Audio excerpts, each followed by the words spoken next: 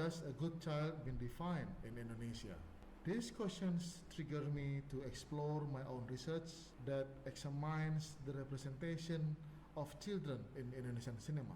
Indonesian cinema during the time of the old order regimes from 1950 to 1965 presented children characters to disseminate a sentiment of Indonesian nationhood.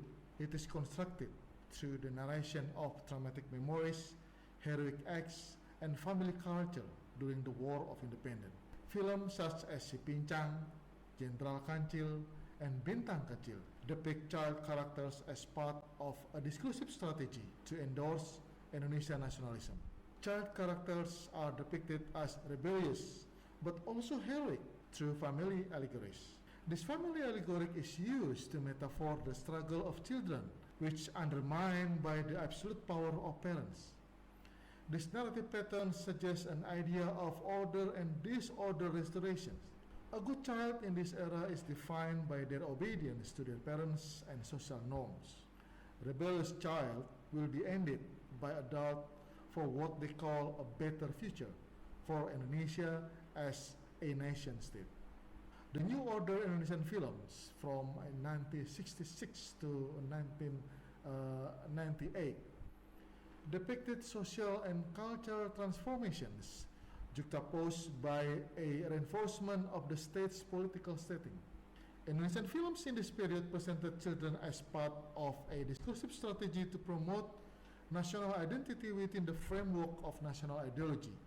A melodramatic genre was heavily used in the narrative, featuring suffering children and powerful parents.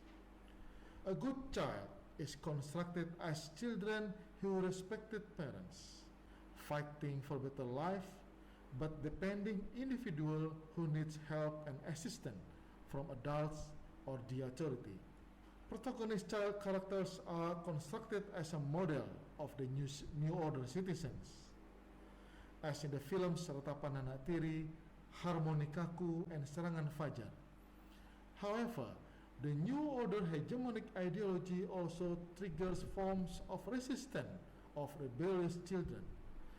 These rebellious children appears in the films, namely Sidul Anak Betawi, Langitku Rumahku, and Daun di Atas Bantal.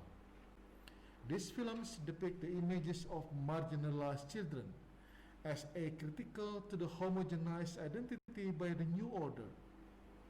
The form of resistance is represented through children who questioning inequality in the society. However, in the end, they have to be restored by the state because the nation will need the good version of children.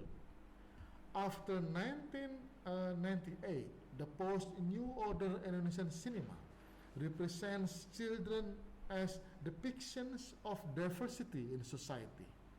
This is a way of challenging the previous New Order's monocultural ideology and national identity. Child characters in this period continued to be projected as symbols of an ideal Indonesian nationhood, despite their diverse identities. Cinematic depiction remains to overlap with the established discursive habit of representing children as model of citizens. While engaging with contemporary themes of Indonesian society, the films like Jermal, Kita Punya Bendera, and Denias Senandung di Atas Awan, defining a good child as children who maintain their obedience to the state, in which represented through family system, schooling time, and the authority. In conclusion, Indonesian cinema has portrayed children in various backgrounds, narratives, and changing political regimes. Child characters have been depicted through diverse forms, as independent individuals within the family, as rebellious characters within public society, and as powerless, innocent, and submissive figures. Among this diversity and changing ideas of nation in the larger political context, child characters have consistently and persistently been used to represent models of the nations in Indonesian film. So a good child is a good nation, and the good nation needs the good child. Thank you for listening. This audio piece is part of my PhD research and fully funded by Curtin University, Perth, Western Australia.